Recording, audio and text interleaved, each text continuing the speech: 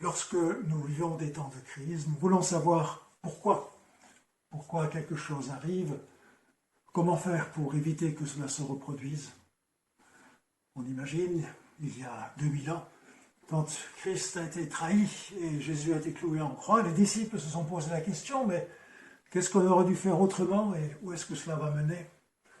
Et aujourd'hui, avec la crise Corona, il y a toutes sortes de choses qui sont évoquées pour nous dire comment c'est arrivé, et bien des personnes qui maintenant veulent nous dire ce qu'on va advenir. Dommage que ces prophètes ne nous aient pas dit il y a 2 mois ce qu'il fallait faire, et qu'ils n'interviennent que maintenant, où les conseils sont faciles. Des crises, l'apôtre Paul en avait vécu aussi. Nous avions vu qu'avec l'église de Thessalonique, il y a eu quelques difficultés. Paul n'avait pas des problèmes avec tous les chrétiens, mais on peut voir en début de cette première lettre qu'il a écrite aux Thessaloniciens qu'il y avait des personnes qui pensaient qu'il faisait son évangélisation pour la gloire, pour de l'argent, qu'il avait des motifs qui étaient mauvais, qu'il y avait voire même des désirs qui étaient fâcheux. En tout cas, on lui avait adressé de nombreux reproches. Et dans la deuxième partie, au deuxième chapitre, on semble lui faire aussi des reproches quant à sa manière de garder contact avec l'Église. L'apôtre Paul avait été 4 semaines à Thessalonique, c'était pas longtemps, mais il y a déjà eu de la résistance, de la révolte, du rejet, et Paul et ses amis ont dû fuir, sont allés à Bérée, ont dû encore fuir, sont allés à Athènes, et c'est d'Athènes que l'apôtre Paul maintenant nous envoie sa lettre aux Thessaloniciens.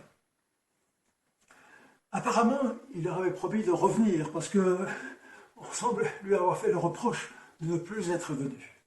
Et là, nous allons jeter un coup d'œil sur le texte dans le chapitre 2 à partir du verset 17, où nous lisons, l'apôtre Paul dit, « En ce qui nous concerne, frères et sœurs, étant séparés de vous pour un temps de corps, mais non de cœur, nous avons fait beaucoup d'efforts pour vous revoir, car nous en avions le vif désir. » L'apôtre Paul aurait souhaité revenir rapidement à Thessalonique. Il n'a pu le faire. On est séparés de corps, mais pas de cœur. On est encore avec vous. Il va nous donner une petite raison, il va nous indiquer une raison pour laquelle il a été empêché de venir. Au verset 18, il dit, c'est pourquoi nous avons voulu aller chez vous, moi, Paul, je l'ai tenté même à deux reprises. Mais Satan nous en a empêchés. Rien dans le détail, ni dans l'histoire de l'apôtre Paul, dans les actes des apôtres, ne nous montre à quoi cela nous fait penser, à quoi cela le fait penser. Est-ce qu'il a eu une opposition physique? Est-ce qu'il était difficile de revenir à Thessalonique parce que là-bas, le chrétien Jason avait dû payer une caution, et si Paul était revenu, peut-être qu'il aurait perdu cette caution? On ne sait pas trop. Mais tout simplement, il dit que Satan en a empêché. Et puis, il ne développe pas la chose. Et je me dis, si aujourd'hui quelqu'un avait mentionné cela, on lui aurait dit tout de suite, oui, mais tu aurais dû chasser Satan. Tu aurais dû le lier. Tu aurais dû montrer que le sang de Christ est victorieux. En tout cas, on aurait dit, mais il faut jeûner, il faut prier, il faut être beaucoup à prier. Il faut prier longtemps, il faut prier 24 heures. Comme si notre manière de prier, longue, en étant nombreux, en priant, en sautant un repas, était quelque chose qui allait faire pression sur Dieu, qui allait faire intervenir Dieu.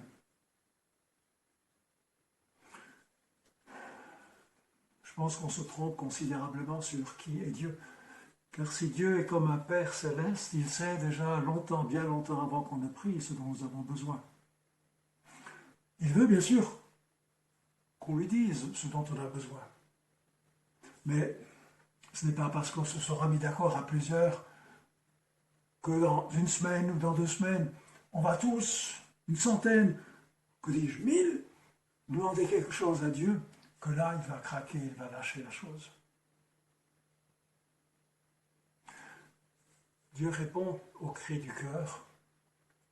Et je pense que c'est dans notre attitude et dans notre faim et dans notre soif de voir Dieu agir qu'il peut alors aussi répondre. Mais sachez que Dieu est bien au-delà de tout ce que nous pouvons imaginer qu'il soit. On ne pourra jamais manipuler Dieu. Dieu est souverain.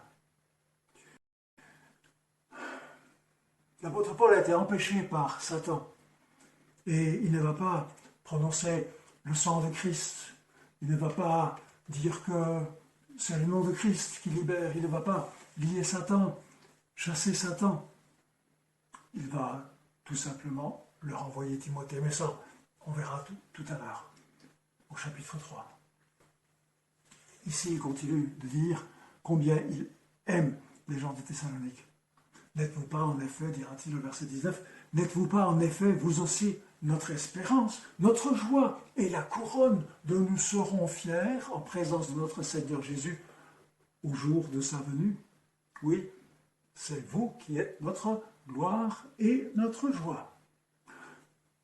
Donc même s'il y avait à Thessalonique des chrétiens qui avaient des problèmes avec l'apôtre Paul, et que l'apôtre Paul essaie aussi de leur dire que ce qu'ils pensent de lui, ce qu'ils disent de lui est faux, l'Église en général est une Église que l'apôtre Paul a vraiment à cœur, et il pourra même dire de cette Église qu'elle est un sujet de joie pour lui, et qu'elle sera un sujet de joie au jour du Seigneur, c'est-à-dire lorsque Christ reviendra.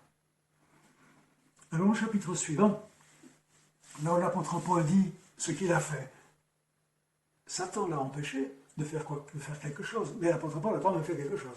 C'est pourquoi, dit-il au chapitre 3, c'est pourquoi nous n'avons plus supporté d'attendre davantage, et nous avons préféré rester seuls à Athènes. Il n'aimait pas être seul. Et il a envoyé qui? Nous avons préféré rester seuls, et nous avons envoyé notre frère Timothée.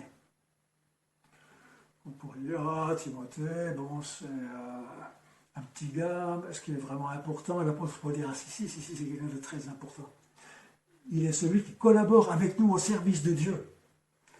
En fait, il est un co-ouvrier, un collaborateur de Dieu, dira Paul de Timothée. Donc quelqu'un de bien important. Et avec l'apôtre Paul, Timothée était au service de l'évangile de Christ. Et l'apôtre Paul dit, nous l'avons chargé, de un mandat, nous l'avons chargé de vous affermir et de vous encourager dans votre foi. Affermir, il faut être solide dans la foi et encouragé dans sa foi. Voilà pourquoi l'apôtre Paul voulait que Timothée aille là-bas, pour que la foi soit fortifiée. Mais la foi, c'est quelque chose qui ne se saisit pas, ça se voit où et comment. Alors, il dit, je vous l'ai envoyé pour qu'il vous encourage dans votre foi, afin que personne ne vienne à vaciller dans les détresses par lesquelles vous passez. Pourquoi fallait-il une foi forte? Pourquoi avons-nous besoin d'une foi forte? Bien, il y a des attaques de tout genre. Ça peut être une persécution, mais ça peut être des fois des choix difficiles à faire, au niveau éthique, personnel, des valeurs, quelque chose qui est pur, sain, droit, quelque chose qui est marqué par l'amour. J'hésite à pardonner à ceux qui m'ont fait du tort. Il y a des détresses. Et l'apôtre Paul dira d'ailleurs au sujet des détresses, regardez, vous savez vous-même qu'elles font partie de notre lot. L'apôtre Paul dira, je vous l'ai dit, verset 4, lorsque nous étions parmi vous, nous vous avions prévenu que nous aurions à souffrir de nombreuses détresses. 4 semaines que l'apôtre Paul était sur place, et déjà, il avait dit, les gars, les filles, un chrétien aura beaucoup de détresse. On pourrait se dire, oh non, attends, Dieu, tu éloignes toute la détresse de moi. Je vais prier, je vais implorer Dieu, je vais invoquer la puissance de Dieu, je vais lire le psaume qui dit que jamais rien ne m'arrivera et jamais rien ne m'arrivera. C'est oublier que même Jésus a souffert, mais que les disciples ont souffert, que Jean-Baptiste est mort d'une mort violente, que beaucoup d'hommes et de femmes de Dieu ont souffert, souffrent aujourd'hui, et beaucoup souffriront encore. La souffrance fait partie de notre vie de tous les jours, mais aussi de la vie du chrétien. On ne va pas pouvoir la chasser, cette souffrance. Elle fait partie de notre vie. Mais pour faire face à cette détresse et cette souffrance, il faut une foi forte. C'est pour ça que l'apôtre Paul a envoyé Timothée à Thessalonique. Lorsque nous étions parmi vous, donc on avait dit que vous aurez beaucoup de détresse, et, dit Paul, c'est ce qui est arrivé. Vous le savez bien. C'est au verset 5. Ainsi, ne pouvant plus attendre davantage, j'ai envoyé Timothée. Voilà. J'ai envoyé Timothée pour faire quoi? Pour prendre des nouvelles de votre foi.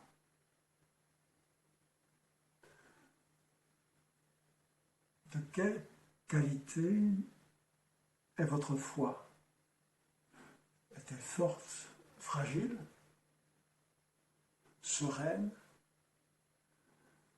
paisible, heureuse, craintive? Comment est notre foi?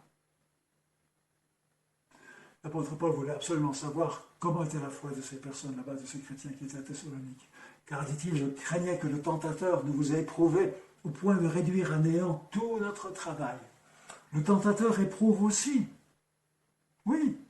Mais là, vous voyez, de nouveau, l'apôtre Paul ne dit pas « Ah, on chasse le tentateur, et on le lit, et puis on invoque je ne sais quelle puissance divine pour que le tentateur n'ait plus de force, n'ait plus de la possibilité de tenter. » Non, non, non. Le tentateur tente. Ce dont le chrétien a besoin, c'est une foi qui résiste. Une foi qui peut fuir aussi quand la tentation se présente, qui fuit la tentation. Mais une foi qui ne se détourne pas de Dieu. Il est vrai que les personnes qui finalement se laissent abattre par les attaques du diable, l'apôtre Paul dit, ben voilà, on aura alors là l'impression qu'on a travaillé pour rien. Mais dit-il, Timothée vient d'arriver de chez vous et il nous a rapporté de bonnes nouvelles de votre foi. Et voyez ce qu'il rajoute encore. Il y a deux choses dont Timothée a parlé. Il a donné des bonnes nouvelles au sujet de votre foi et aussi au sujet de votre amour. Intéressant, foi et amour. Et comme je disais tout à l'heure, la foi c'est quelque chose qui ne se saisit pas. Par contre, l'amour c'est quelque chose qui est bien visible.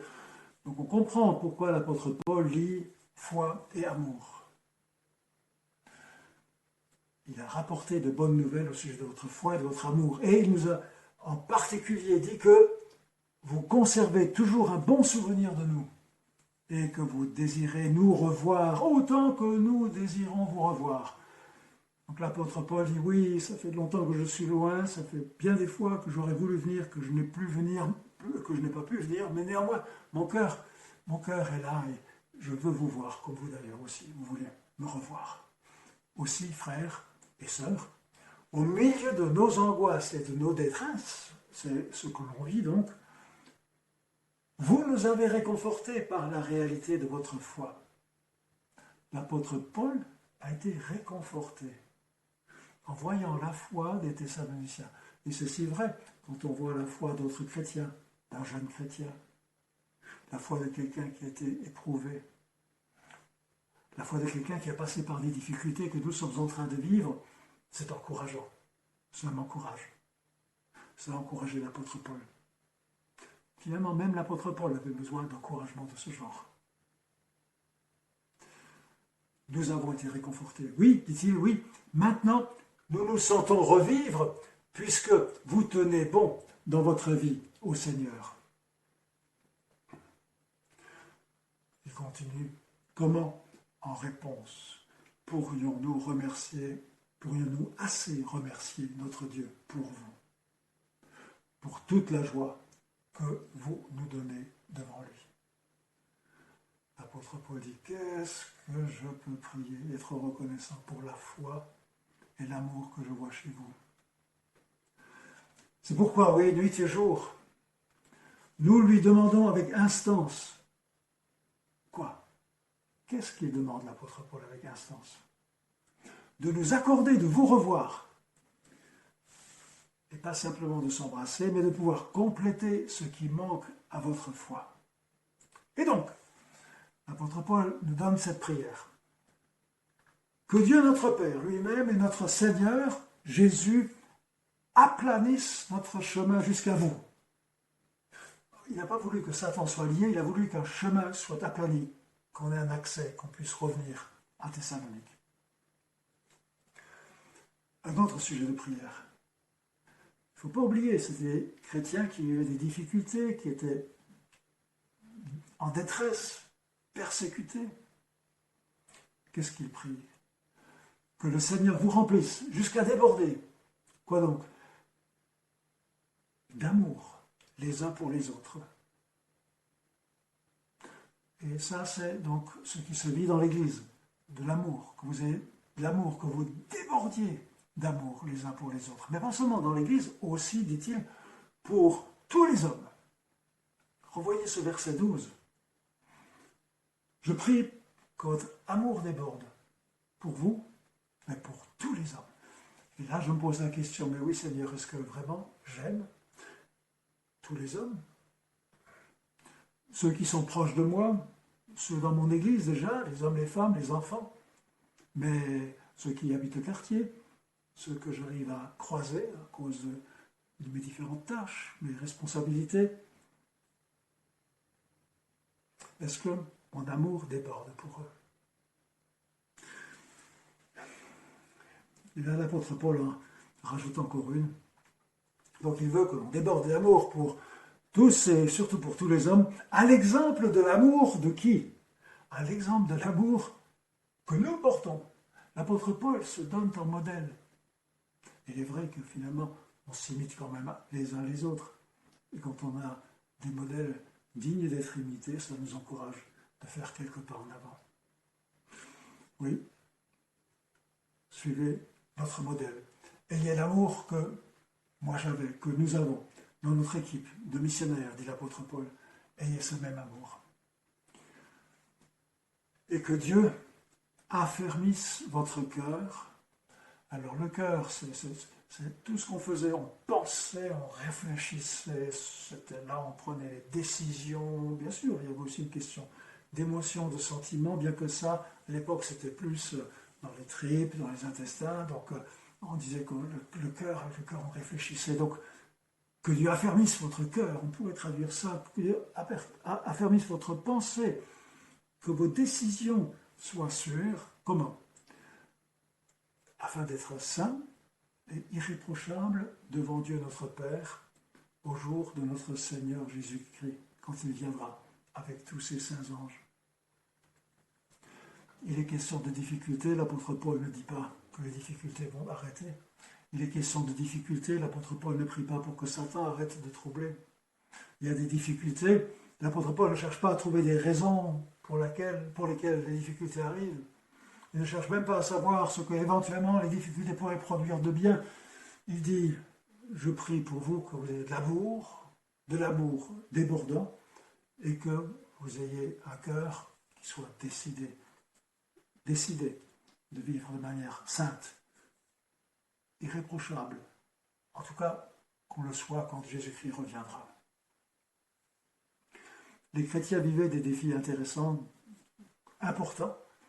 Certainement qu'ils se posaient la question, mais qu'est-ce qui va arriver? De quoi sera fait le lendemain? Mais l'apôtre Paul leur dit, écoutez, cherchez à vivre une foi solide, une foi qui est marquée par l'amour envers les autres, avec les autres chrétiens, ce n'est pas toujours facile, l'amour envers tous les hommes et les femmes autour de nous, et là, le défi est de savoir ce qu'il faut faire aujourd'hui, demain, après-demain. Que nous soyons connus, pas comme ceux qui ont toutes les réponses, mais comme ceux qui ont tout l'amour qu'il faut à un monde qui en manque. Que le Seigneur nous aide.